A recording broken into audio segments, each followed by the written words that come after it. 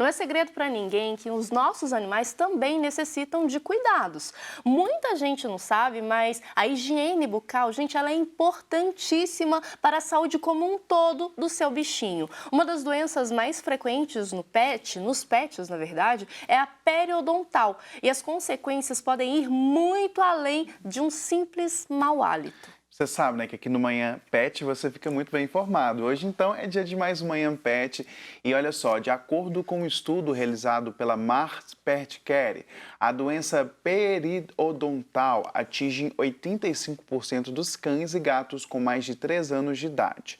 E para nos ajudar a entender melhor sobre esse problema, a gente conversa de forma remota com a odontologista veterinária Renata Queiroz. Bom dia, Renata. Bom dia, tudo bem? Tudo bem, Tudo ótimo. Renata? Seja muito bem-vinda, Renata. Obrigada. Um prazer participar aqui do programa. Ô, Renata, para a gente começar, vamos explicar o que é essa doença periodontal nos cães, gatos e os animaizinhos. Certo. A doença periodontal, como vocês estavam comentando, né, é extremamente frequente em cães e gatos e ela atinge, né, as estruturas de sustentação do dente, que é o periodonto. Por isso esse nome que a gente escuta pouco. O primeiro estágio desse processo é a gengivite, que a gente escuta com mais frequência, né? A gente, quando começa a escovar os dentes e sente um certo desconforto e observa, né, até um próprio sangramento, né, com a escovação do dente, isso já é um sinal de gengivite. Da mesma forma, na boca dos cães e gatos, a primeira etapa do processo é a inflamação da gengiva. E à medida que isso vai se tornando um problema crônico na boca do animal, a gente vai ter aí perda de estrutura de sustentação do dente, fazendo com que a infecção se agrave, venha, né, a afetar até mesmo o animal sistemicamente e provoque aí, né, a perda do osso que segura a raiz do dente e às vezes até mesmo a queda do dente, uma infecção, um abscesso, etc. Renata, vamos falar para o pessoal de casa, então, quando que eles têm que começar a perceber que tem algum problema na boquinha ali do cachorrinho, do gatinho, porque assim, a doença periodontal, ela já não começa agressiva, né? Ela começa de pouquinho em pouquinho até chegar nesse caso que você falou de perda óssea e, consequente, perda do dente, né? É isso mesmo, Vanessa. No primeiro momento, a gente tem uma etapa que é reversível, uma etapa do processo que a gente pode reverter. Depois que a gente tem as consequências mais graves, que aí realmente a gente pode ter a necessidade de uma extração dentária, de outras questões. Mas tem um período ali que a gente consegue tratar e reverter esses efeitos. Na realidade, essa pergunta é muito interessante, porque, de acordo com a Associação Americana de Veterinária, o check-up odontológico ele se inclui em todos os estágios da vida. Por quê? Na infância, a gente vai ter a dentição de leite, né, ou dentição decídua, que é aquele dentinho que vai cair, e depois a gente tem a dentição permanente. Então, nessa etapa da vida, a gente pode ter vários problemas orais relacionados, né, à persistência de um dente de leite, uma má oclusão, que é o encaixe entre os dentes, provocando dor, feridas na gengiva, etc., que precisam ser verificadas para que esse animal não tenha uma doença periodontal precoce. A infecção na boca, ela acontece porque a boca é um meio externo, então a gente tem bactérias na boca, nós seres humanos, os cães, os gatos, todos os animais têm bactérias na boca que vão formar, né, uma película bacteriana ao longo do dente e também embaixo da gengiva, que é como se fosse um colarinho do dente, né, aquela região onde a gente passa o fio dental. Então, essa película bacteriana que é a primeira etapa de todo o processo. Ô, Renato, então para a gente evitar esse tipo de problema, a gente tem que passar o fio dental nos cães, fazer uma escovação correta. Como é que deve ser feito, então, essa higienização dos dentes? Há uma periodicidade, há uma forma correta? Qual que é o mais indicado? Então, realmente a indicação de prevenção é super importante, é o que vai fazer com que a necessidade de um tratamento, né, profissional com o animal anestesiado ela seja o mais espaçada possível. E a gente tem, né, dois grandes grupos de medidas preventivas. O primeiro grupo é realmente a escovação dentária, que vai ter como objetivo evitar a formação do filme bacteriano, da deposição da bactéria. O segundo grupo é o que vai evitar a deposição de mineral sobre essa película de bactéria. Então, o tártaro, né, que é o cálculo dentário, que a gente vê na boca dos cães com a doença periodontal mais avançada, ele nada mais é do que um sanduíche, né, de bactéria e mineral, como numa caverna, né, vai gotejando a gotinha de água e vai formando, né, as estalactites e estalagmites, seria um processo semelhante aí de deposição mineral. Em relação à escovação, Renata, qual que é a periodicidade que o tutor deve fazer nesse processo, esse procedimento no animalzinho? E a outra questão é a respeito de petiscos, né? A gente fala muito de escovação e a gente encontra no mercado alguns petiscos que são destinados, né? Pelo menos são vendidos com essa promessa de que vão diminuir a formação de tártaro nos animais. Isso é verdade? Eles ajudam?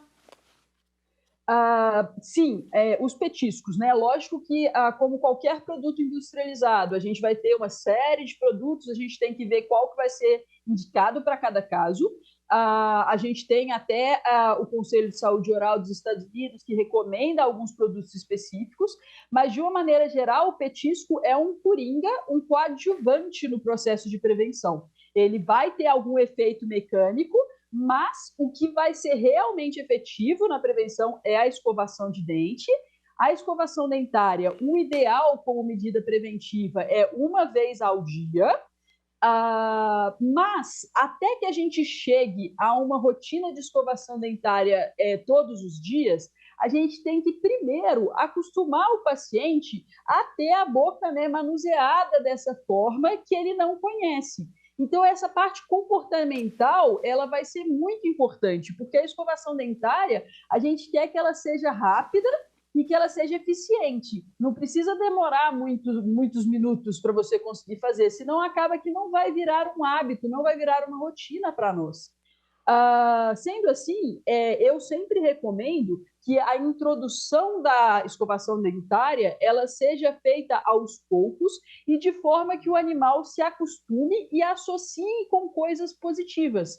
Então, ele vai associar que toda vez que ele mexe na boca, ele recebe, né, ou um passeio, ou um carinho, uma escovação, um petisco até mesmo, coisas positivas.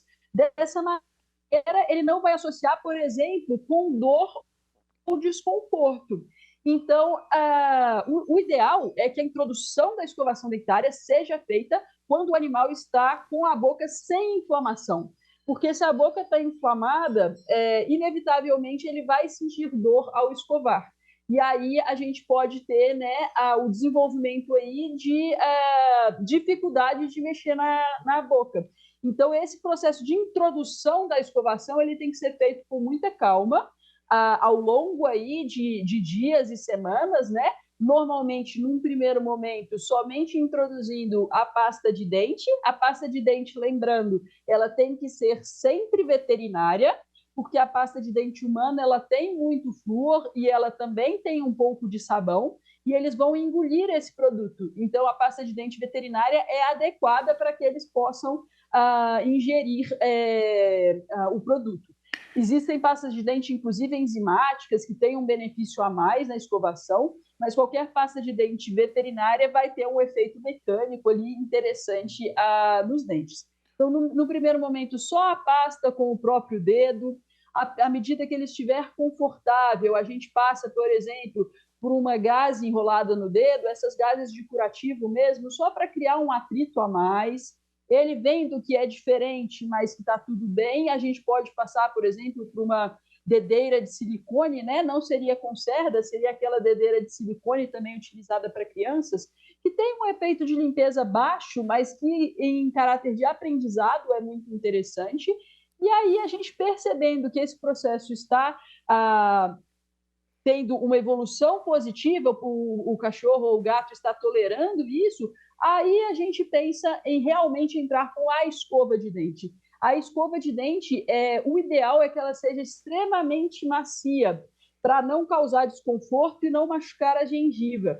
A escova de dente macia, ela vai conseguir entrar por baixo da gengiva e ajudar nessa higienização ali daquele sulco gengival que a gente estava conversando. E a escova dura acaba machucando e trazendo desconforto.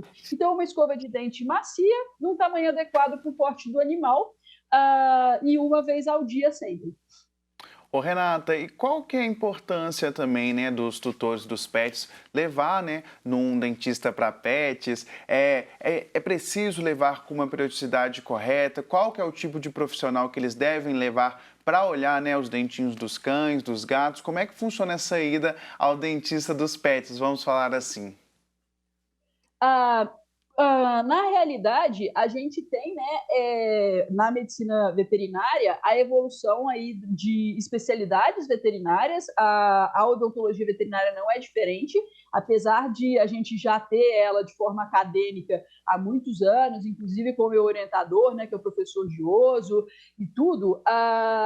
Principalmente aqui em Belo Horizonte, né, a gente está tendo uma abertura maior de profissionais agora.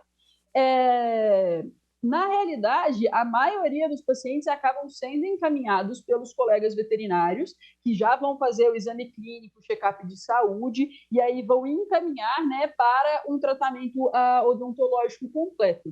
O que a gente chama de tratamento odontológico completo é o que inclui não somente a verificação da coroa do dente, que é a parte do dente, né, que a gente vê, por exemplo, aqui nesse canino, né?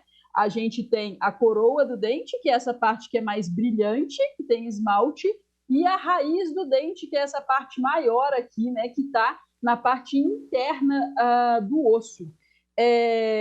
O dente, ele fica encaixado, que nem diz o professor Leon, né? Ele fica encaixado no osso como se fosse uma lâmpada no soquete. Então, a gente tem essa estrutura de alvéolo, que é essa cavidade, isso é uma mandíbula, né, de cachorro.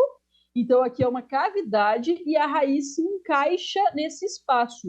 E o osso cobre toda a raiz, garantindo sustentação junto com o ligamento periodontal, na hora que a gente morde, na hora que utiliza o dente. Então, na hora que a gente vai fazer o tratamento completo, o odontologista veterinário ele vai radiografar cada um dos dentes. Então, dessa forma, eu sei individualmente cada dente exatamente o que está acontecendo com ele e qual que é o tratamento mais adequado. Se é uma raspagem mais profunda, se é realmente uma plástica da gengiva ou somente a limpeza e o polimento dentário. O polimento do dente ele é fundamental no processo de limpeza, de tratamento da boca, porque esse esmalte, né, essa parte do dente que fica exposta, ela estando bem limpa e bem lisa e polida, a aderência das bactérias vai ser menor e a gente vai manter essa boca saudável por mais tempo. Renata, sobre a escovação, eu imagino que, né, mesmo fazendo essa introdução, os cachorrinhos eles podem ficar um pouco, né, aflitos ali, tendo, né, uma escova introduzida na boquinha. Tem algum horário que seja melhor, assim, que você recomende para nós tutores começarmos a escovar os dentes dos animais? Um horário específico, não. O que eu recomendo é observar a rotina de vocês e associar isso com algo que já esteja presente na rotina da pessoa e do pet. Então, eu, por exemplo, eu faço ao retornar do passeio.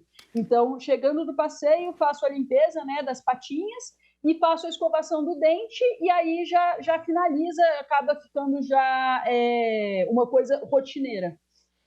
Ô Renata, para a gente finalizar o nosso bate-papo, eu gostaria que você deixasse uma dica de ouro aí para os tutores pets em relação à higiene bucal e deixar também seu contato, a sua rede social, para quem quiser te procurar para começar a conversar sobre esse assunto ou até mesmo para levar o cãozinho aí para você dar uma consulta e uma avaliada. Tá certo. Na realidade, eu acho que a maior dica é a gente estar sempre olhando a boca dos nossos animais. Uma grande coisa é que a gente está acostumado com o cão ter um mau hálito, ter um cheiro ruim, ou ter a gengiva um pouco mais avermelhada. Isso já são sinais de inflamação. Então, se a gente está sempre olhando a boca deles, é muito mais fácil de perceber quando há algo errado. O check-up anual, como é feito de rotina, deve incluir uma verificação da boca. A outra coisa é que o tratamento odontológico ele tem que ser realizado sempre com o paciente anestesiado. A Associação Brasileira de Odontologia Veterinária tem um site, é aberto, tem bastante material lá também que todos podem acessar, mas o procedimento com o paciente anestesiado, apesar da gente ter muito receio da anestesia, hoje em dia, ele é um protocolo individualizado, o paciente é monitorado, é acompanhado pelo profissional anestesista e ele permite que essa avaliação completa do dente seja feita. Então, com o paciente acordado, a gente sempre vai estar tratando somente a ponta do iceberg e deixando o problema lá, e a gente pode acabar causando um trauma de dor, de desconforto, que eles não têm como mensurar. Então, é completamente contraindicado fazer tratamentos odontológicos com pacientes, né, que não estejam corretamente anestesiados de uma maneira segura. Renata, eu queria te agradecer, primeiro, a sua disponibilidade por conversar com a gente, já aproveitar, fazer um convite para você voltar mais vezes no Manhã da Piedade para falar sobre esse assunto, porque, assim, eu acho que é uma novidade, assim, né? As pessoas ainda não têm essa consciência que existe, né, um profissional especializado na saúde bucal do animal, e é uma área que, como a gente veio falando ao longo do bloco, merece e precisa de muita atenção, porque a boca, né, assim como nós humanos, é porta de entrada para muitas doenças. Então, a gente tem que ficar de olho na boquinha dos nossos animais. Então, fica aí o convite para você voltar mais vezes para falar sobre esse assunto, viu? Um prazer, com certeza, vamos sim. E realmente você tem toda a razão. A gente faz um tratamento localizado, né, nos dentes e na boca, mas tem um benefício em saúde sistêmica e um benefício em qualidade de vida muito importante. Tá aí. Obrigado, viu, Renata? E até a próxima. Tchau, tchau.